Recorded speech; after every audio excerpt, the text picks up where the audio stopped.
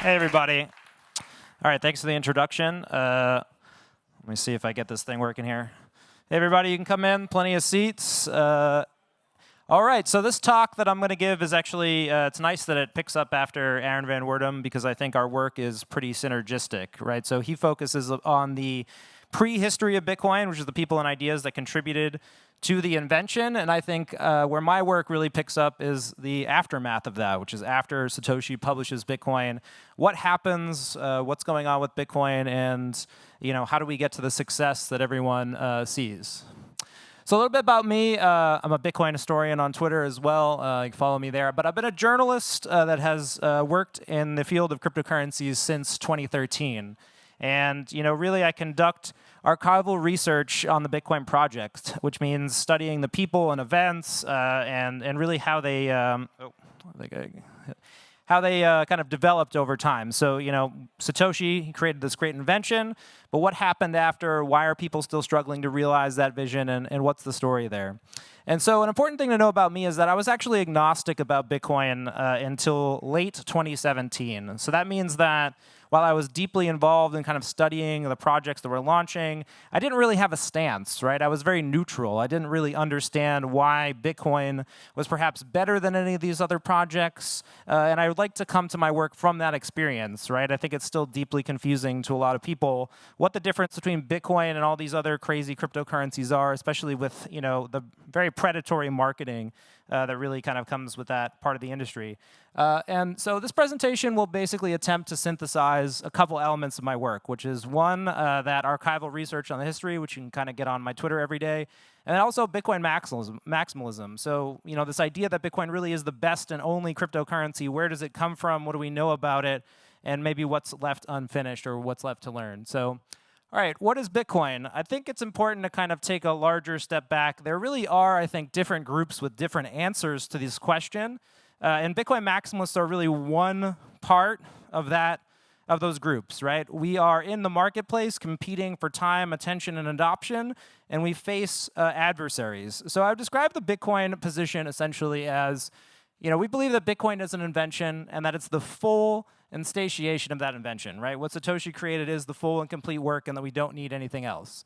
We also believe that all other crypto assets compete with Bitcoin by virtue of their existence. And again, that Bitcoin's invention is wholly captured by Satoshi's work, or perhaps able to be realized only with small modifications.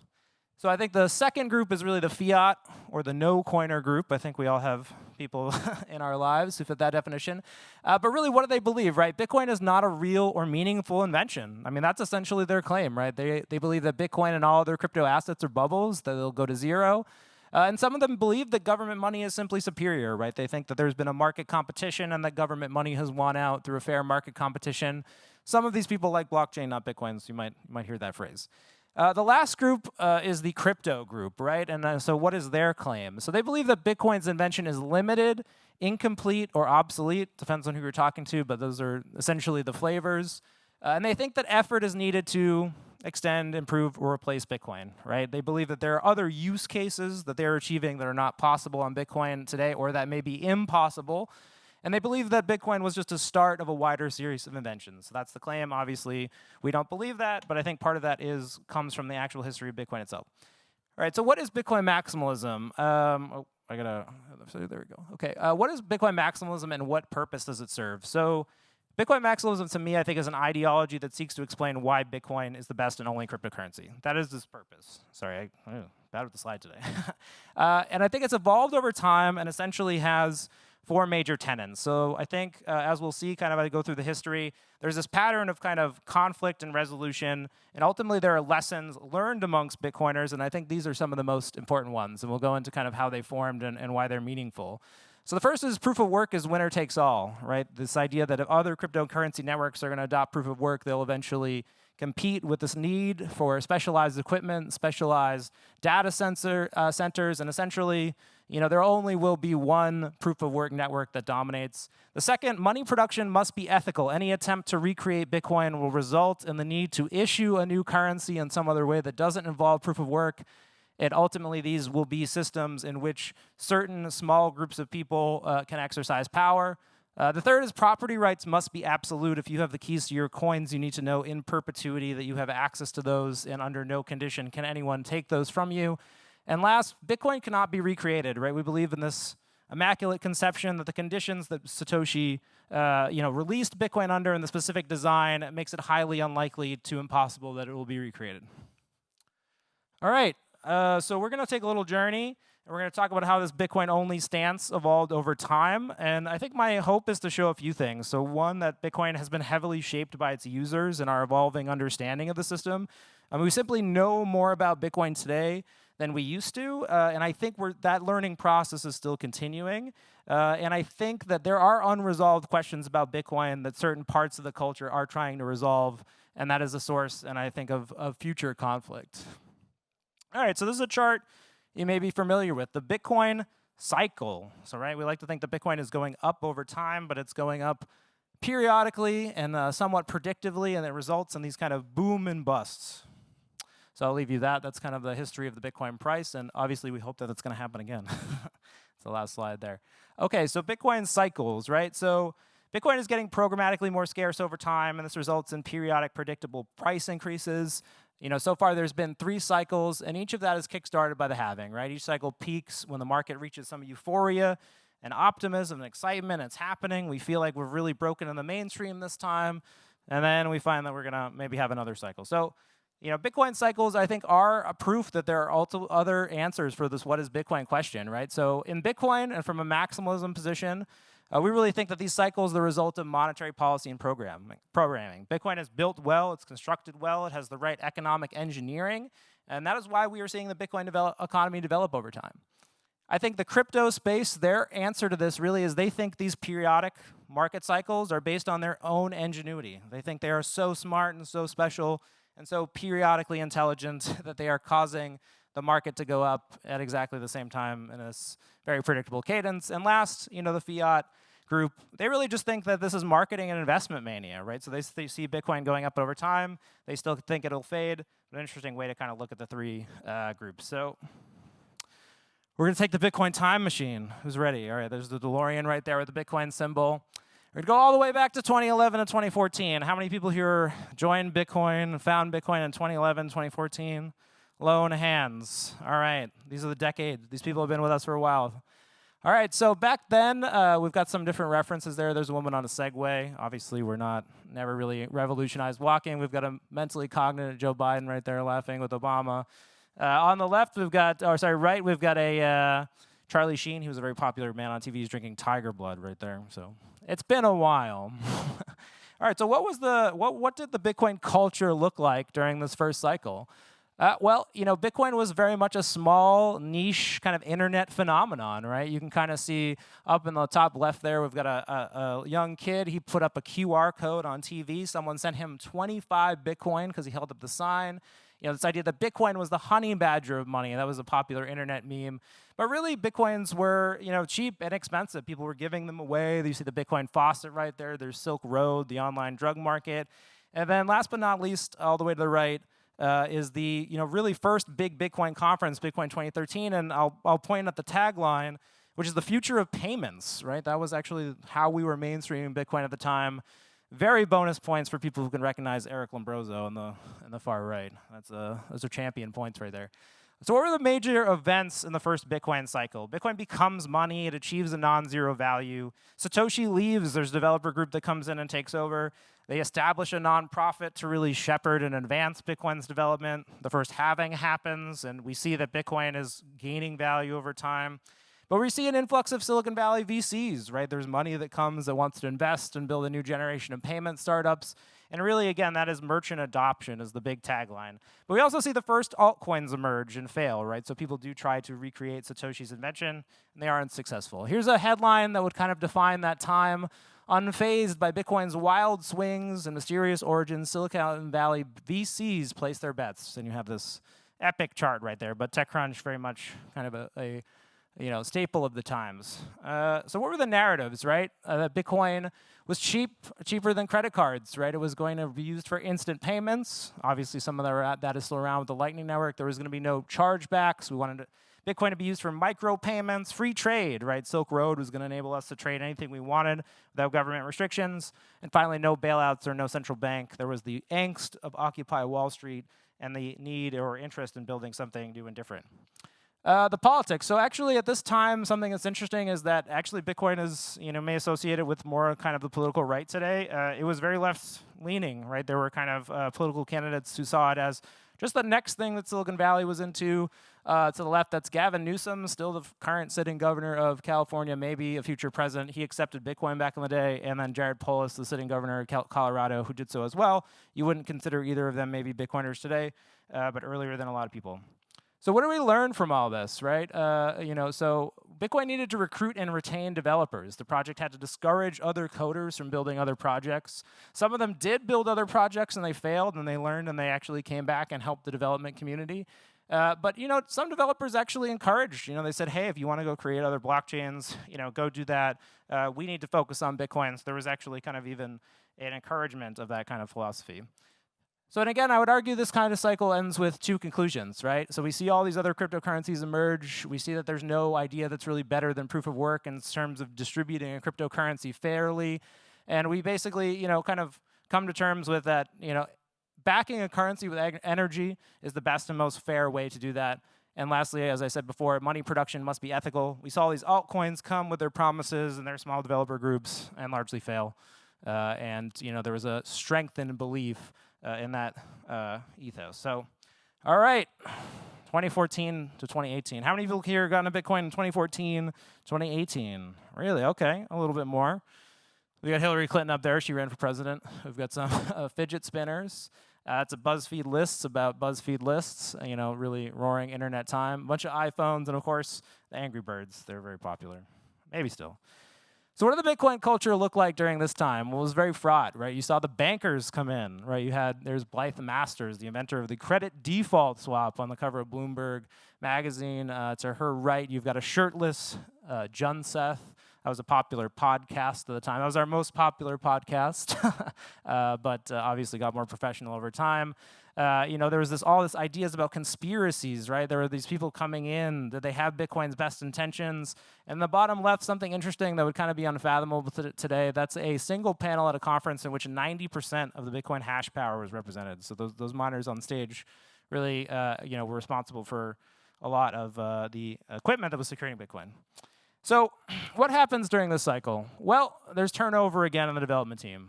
Gavin Andreessen is deposed as lead developer amid the fork wars, which Aaron referenced. There's a fierce technical battle that's waged globally as this payment narrative fails, right? So we basically see that there's this idea that we need to scale and build on Bitcoin in layers. We can't change the base layer.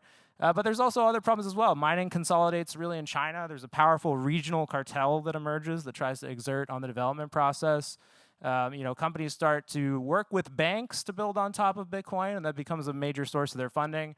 We see the Ethereum and ICO boom, and they sort of rebrand Bitcoin to crypto, right? There's this sense that, Silicon Valley kind of leaves and defects and moves elsewhere.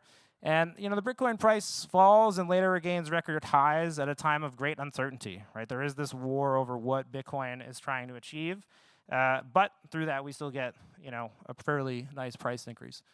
So the politics, political polarization of the time really spills into Bitcoin, right? So you have this Hillary Trump era in Bitcoin as well, right? You have Bitcoin Cash, and that on the right is the UASF hat, right? So two groups who really had different visions for Bitcoin. The ones on the left, they wanted to change Bitcoin's protocol fundamentally to make it easier for payments. That was their argument, right? They saw Bitcoin mainstream as a payment method. They thought it must stay that way, that we must have that on the base layer. The second group wanted to scale on layers. They preferred things like the Lightning Network. They preferred a design that kept the properties of the Bitcoin network. And they fought for years, right, and in conferences like this, and ultimately resolved that only through a very complex series of events in which users finally, rejected this opposing software put forth by the industry and decided to run their own and activate a change that they wanted to the protocol. So you see here in the headlines, we really see that the popular perception of Bitcoin was that it was in crisis, right? So these are articles that probably caused a lot of pain for some old Bitcoiners. But The lead developers of the project thought that they could exert their vision over the users, and these are kind of the mainstream headlines in which they were able to exert that pressure. So the narratives here again, altcoins are obsolete, right? There's this idea that Bitcoin can do anything that other crypto networks can. If we launch side chains, if we work on Lightning, if we work on these other things, we can outcompete, and we won't need these other structures.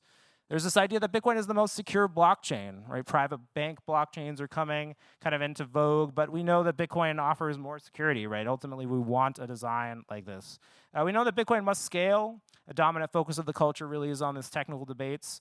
There's this idea that there's a new asset class, so Bitcoin gives you exposure to crypto. Maybe there'll be so many Bitcoin forks that you'll benefit from owning Bitcoin. That was a popular narrative.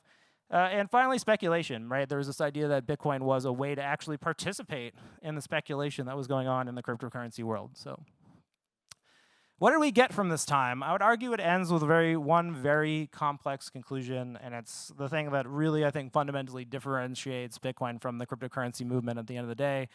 We have this feeling that property rights really must be absolute, right? We want backwards compatibility. We want you, if you fall into a coma in 50 years, to be able to boot up your Bitcoin node, sync with the Bitcoin blockchain, and send Bitcoin, right? We believe that hard forks are unacceptable, right? That in no case can a Bitcoin user be forced to call a certain software Bitcoin. That organized governance is unacceptable, right? Bitcoin is not a democracy. It doesn't need a formal governance and shouldn't have a formal process for upgrading itself. We believe that that is actually a threat vector for Bitcoin. And finally, that minority rights must be protected, right? So if you really don't believe that something is the best for Bitcoin, you should have the ability to opt out. Ultimately, I think these lessons really haven't assimilated into the broader crypto culture. All right, time machine again. 2019 to 2022. Who joined Bitcoin in 2019 to 2022? All right, some of you must be from the future. I didn't see enough hands there. All right, so obviously, a little bit recent, probably less funny. There's Greta up there. There's the guy from Pfizer, and tough time with the pandemic. All right, so we really see this time of political oppression. What does that do to our culture? Well, we mobilize. There's this great uprising of kind of Bitcoin podcasts and citizen journalism. We see the rise of kind of this idea that Bitcoin will persist over time. There's the stock to flow model, RIP, rest in peace, telling us that, we can predict the future Bitcoin price with mathematical precision. There's Jack Dorsey, he's got Bitcoin for eyes. And then in the bottom right, there's Saifedean, he's got a big ass steak. He's happy about that steak. All right. What are the major events? Bitcoin really emerges as the winner of the fork wars, and the market declares Bitcoin the winner, right? We see Jack Dorsey, we see Michael Saylor, we see the big kind of people in the space say, look, Bitcoin is the best and only option. We don't really see that on the crypto side, right? Bitcoin self-custody improves, and it leads to this rise in popularity of Bitcoin as a freedom money, right? So we go from payments to maybe building on Bitcoin to something where, it's about protecting your rights against governments. The Bitcoin standard is published to acclaim, and that really leads to a renewed and I think very valuable conversation about economics. I think Aaron did a great job of explaining why Austrian economics and economics are so core to Bitcoin, and even the developers kind of working on it need to have that background. Bitcoin's now seen as a store of value, right? It's seen as something safe. The focus in the community really is kind of modeling this, right? We have this idea that we should expect Bitcoin to increase in value over time. Bitcoin upgrades again with Taproot, which you may be familiar with. The process is really strained and controversial, and I would argue, pretty convoluted at the end of the day. And Bitcoin and crypto separates, right? We achieve this idea in the mainstream that Bitcoin and crypto are separate movements, and I think that was a very valuable thing and something that we should really double down on. So the politics, right? So you see kind of some of this Bitcoin culture reflected in the mainstream. Bitcoin becomes a vehicle for savvy people on the right to express their dissatisfaction with government. We saw Eva Vladingerhoek speak at Bitcoin Amsterdam, right? She's a member of the Dutch community who kind of comes from that same ethos. But again, Bitcoin as a way to protect your wealth from political aggressors. So what do the headlines look like, right? Bitcoin hits record highs, inflation hedge drumbeat goes louder, right? There's this idea that Bitcoin is the safety. There's going to be this flight to safety, flight to quality. Becomes really popular and mainstreamed. So again, what are our narratives? Bitcoin is an inflation hedge. Bitcoin allows investors to hedge against monetary debasement. Bitcoin is freedom. It's a tool for disenfranchised and debanked. You think about the Canadian truckers and how they were able to subvert what the Canadian government was looking to do. Nation-state adoption, right? We have this idea that El Salvador, makes Bitcoin legal tender. Lugano makes Bitcoin legal tender. This is going to happen all over the world, and we do, that becomes a core narrative. Bitcoin and energy, right? So proof of work now, so valuable. We are able to incentivize other forms of energy, right? We can actually use Bitcoin to solve some of this energy shortage that we have, and also to achieve green energy objectives. And lastly, I think that Bitcoin is not crypto, right? So this Bitcoin and crypto, that these are fundamentally different things, and that ultimately, Bitcoin is what we need to focus on, the maximalist narrative. So what was the big lesson there? So I think, really what we learned from this cycle is, it was about really scaling one big belief, and that's Bitcoin won't repeat. We really focused on why Bitcoin is better than the 10,000 other cryptocurrencies out there. We became really great at educating people about how Bitcoin has unique properties that cannot be recreated and replicated. Leaderless community, fair supply. And Bitcoin is not only an invention, but is moral, just, and inevitable, right? It is better than the existing fiat system, and you, as a good person in the world, should want it to succeed. All right, the next Bitcoin cycle. We're going to get out the crystal ball. Okay, I get this question a lot. Where do I see things going because I spend so much time focusing on the past? All right, I want some of the faint of heart to shield their eyes. There's going to be some pictures here that might... Oh, wait, okay. No, that's not the right one. Oh, that's sad. Okay, there we go. Unresolved questions. All right, there are some feelings of conflict in the Bitcoin culture today. And so I hope what I was able to go over with you is that I see Bitcoin's history as a pattern of conflict and resolution in which we learn things about Bitcoin. So these are some symbols of division today. We have all the way to the left Taproot Assets. They launched last week seeking to put stable coins on Lightning. So looking to kind of move the US dollar rails over to Bitcoin. In the middle, we have the dreaded Taproot Wizard, which again is kind of symbolizing kind of this movement to put digital art, digital artifacts, NFTs on Bitcoin. And last but not least, drive chains, right? This idea that we can port over the functionality of other cryptocurrencies to Bitcoin. So again, I prefer to kind of look at these things as, not individually as proposals, but as proof that the culture has unresolved questions, and we'll kind of get into those. All right, so what do I think are the open questions that the Bitcoin community is still struggling with? So one is that what guarantees Bitcoin's security in perpetuity? We know that Bitcoin is a network. We know that that network needs to be protected from attack. And really, the reality is that the long-term security model is still being debated. There are people who believe that Bitcoin needs to generate enough fee revenue periodically to replace the block subsidy, and that ultimately the goal of the development community should be to replace that subsidy. So every 10 minutes, miners should be getting paid enough to secure Bitcoin in the future, such that when there are no more Bitcoin to mine, we know that Bitcoin will succeed.